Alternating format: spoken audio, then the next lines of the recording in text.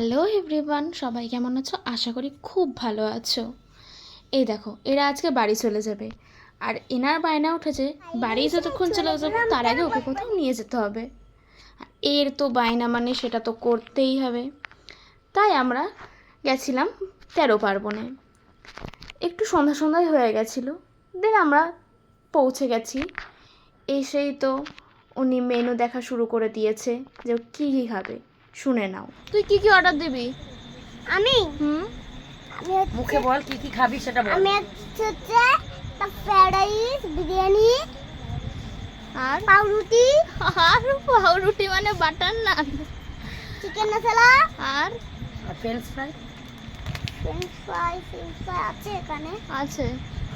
এই যেটা খাবো হুম, ফ্রেঞ্চ ফ্রাই, এই সেইগুলো খাবো। এগুলো আমার খুব ভালো লেগেছিল। আচ্ছা। দেন আমাদের চলে এসেছিলো ভেজ পকোড়া। টেস্ট ঠিকঠাক ছিল, মোটামুটি আমার লেগেছে। দেন আমি নিয়েছিলাম বাটার নান আর চিকেন।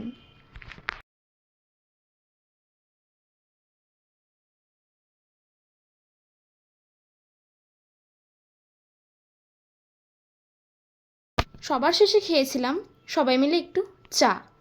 বেশ সুন্দর ছিল চাটা। সবাই গল্প করতে করতে সময়টা বেশ সুন্দরভাবে কাটলো।